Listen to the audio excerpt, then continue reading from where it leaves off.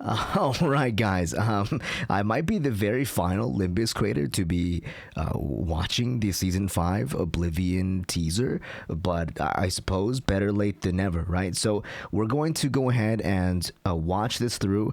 I'll react to it first, and then we're gonna go back around the second time and to watch it again, and pause the second time to kind of review and like maybe find the stuff that we missed and look towards the hidden connections and stuff that you might miss if you are only a Limbus company viewer.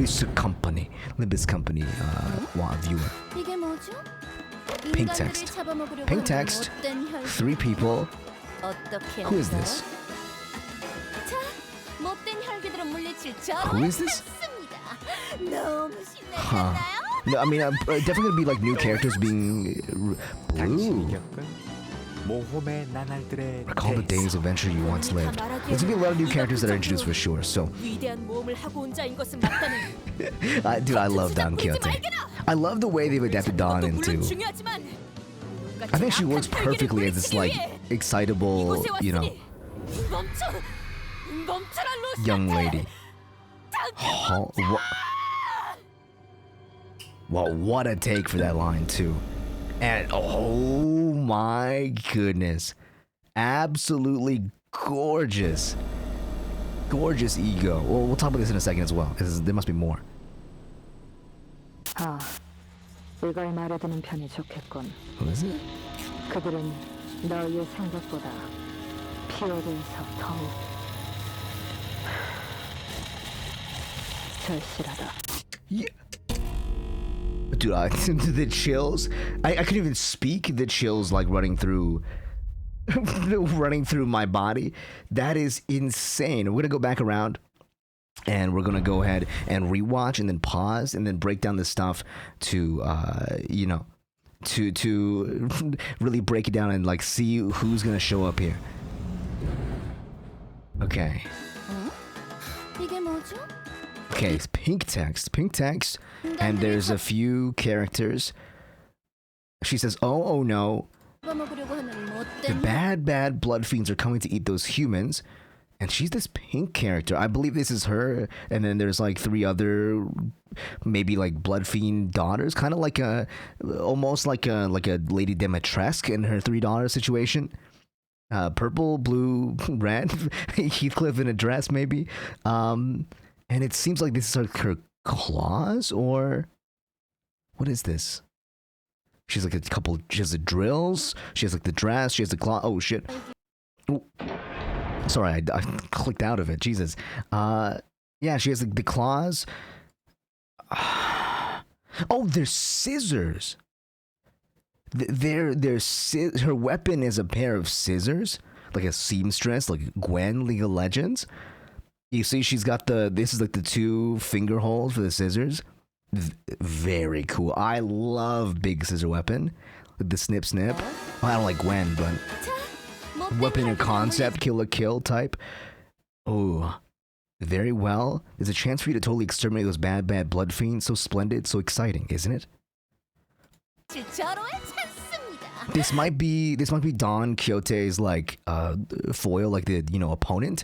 In the original novel, Don Quixote, the way it ends is a spoiler, I guess. He loses against another knight, the Moon Knight, and is forced to leave. So maybe this is like returning to La Mancha Land, and this is her, the one that like defeated Don in the past, like a usurper blood fiend. And now there's some blue text. Blue text, obviously there's some very like standout blue characters. One of them drinks a lot of coffee. One of them is a jobber, little like scythe boy, little twink. Likes a lot of in the reverb department. But the voice is... It's a little soft-spoken, not quite the same energy as what I'd expect. Recall the days of adventure you once lived. So this is definitely somebody who knows, Dawn. And it's interesting because he says, recall the adventure you once lived. So it kind of like is a wake-up call, right? Maybe this is like he says this to Dawn after Dawn becomes Alonzo again, like, like returns to their vampire stuff, and then like he wakes her out of it. This could be Sancho. Sancho is Don Quixote's squire in the original, who is like, like the loyal right-hand man, and kind of like enables Don to even go on these adventures in the first place. He's a very important character. So I wouldn't doubt that he gets his own standout. Forsooth, many a great adventure I've undertaken. So many that to recount them all would parch my throat before the tale's end. Yeah. Yet thy trickery shan't fool me. While the treasure is of great worth, my true purpose here is to vanquish wicked blood fiends such as thee. So it is just like a land full of blood fiends in this La Mancha land. Which makes sense, actually. Halt? This is the part that really got me. She says, halt Rocinante, which in the original novel, Rocinante is like a horse. So it makes sense, right? To say like halt, because you don't want your horse to keep running. But in this context, they're running shoes. Like, you just wear them, right? So perhaps there's something more about these shoes than we don't know. Like, maybe they have like their own like mind of their own or something, and they decided to take some action,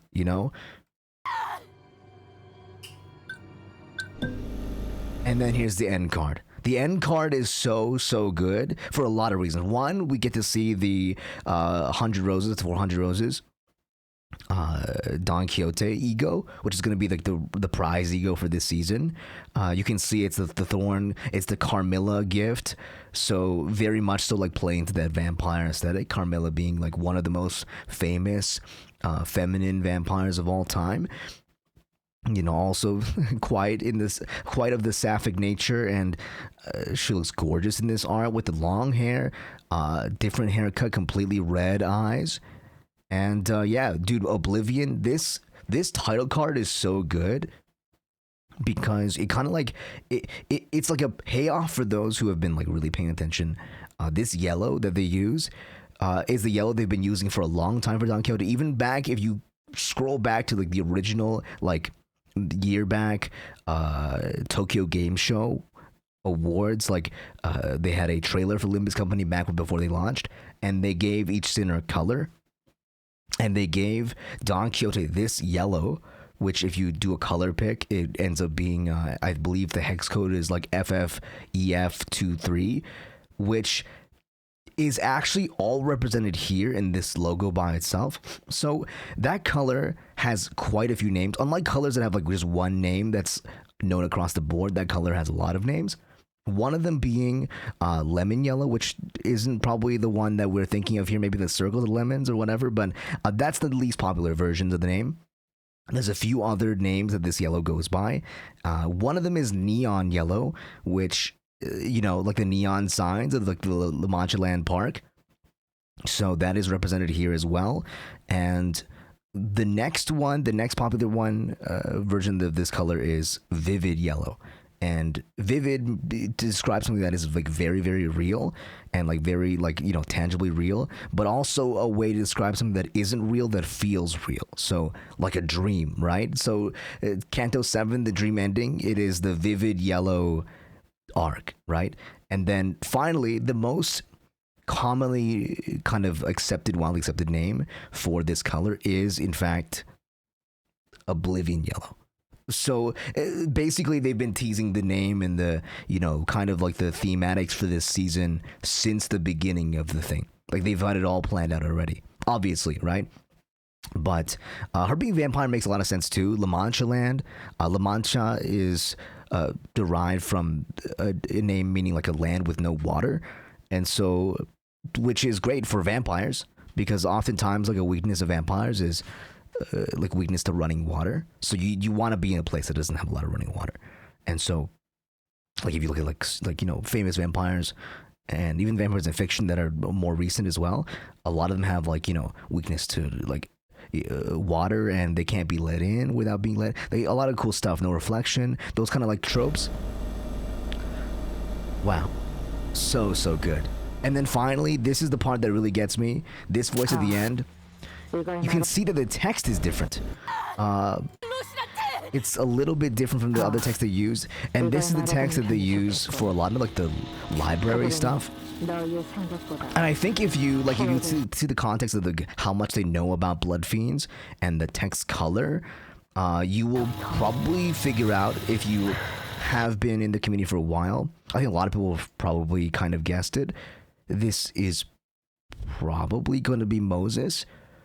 If not Moses, I'll be very surprised.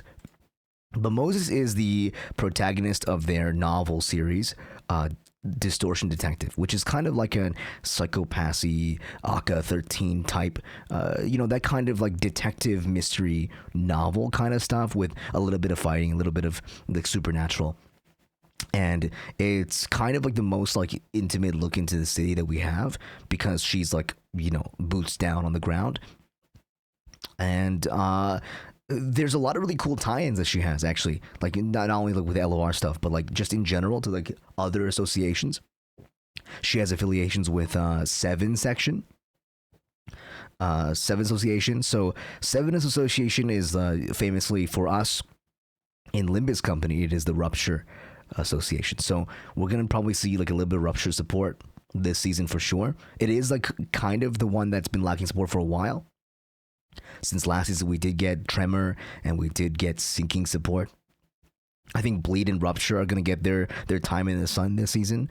And so, for sure, it makes sense that Moses is here. Also, very excitingly, the other association that she has ties with is the Ujat.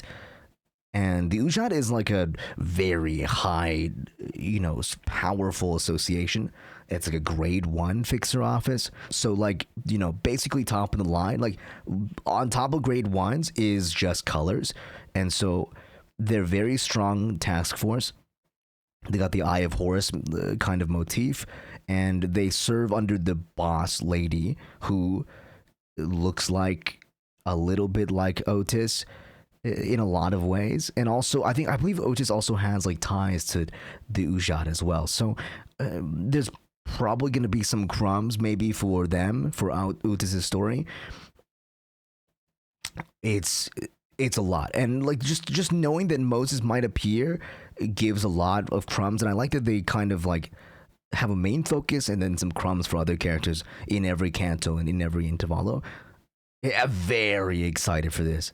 And then the La Mancha Land kind of sign at the end. I think very cool is that Don Quixote's text is this, so the Blood Fiend girl is this like pink text, right? And then Don Quixote's text is the yellow, her yellow, Oblivion yellow, plus kind of that pink background, the pink shadow. It's kind of like, oh, the undertone of her character is this like Blood Fiend, right? And then La Mancha Land, the La Mancha Land sign at the very end is the red with her yellow as the stroke. So it's like saying that like Don Quixote is there, this is still Don Quixote. And with the dream ending, perhaps not the dream ending, but you get it. Not the dream ending, but the dream ending. So like instead of being like her dream is coming to an end, is that she gets her dream ending that she wanted. There's I'm excited to see how they're going to adapt this and how they're going to put all the characters in, because there is, like, obviously a Sancho that needs to be accounted for, as well as the Moon Knight, who is like the adversary that ends Don Quixote's story. But there's a lot of stuff. I'm excited to see how they unpack it. And yeah, man, that's going to be it. Hopefully you guys enjoyed. I'm working on a few videos. Sorry for the, you probably are here after watching my summary video that is like under 10 minutes. We summarize all of Project Moon, and obviously I missed like the Distortion Detective and also Virgilius' story, but those just at least to cover the games, right? So if you came from there, thank you for sticking by and subbing. But if you're new, please hit the subscribe button, comment, and like the video. And yeah, man, hopefully you'll enjoy the next few like theory lore videos I have to drop.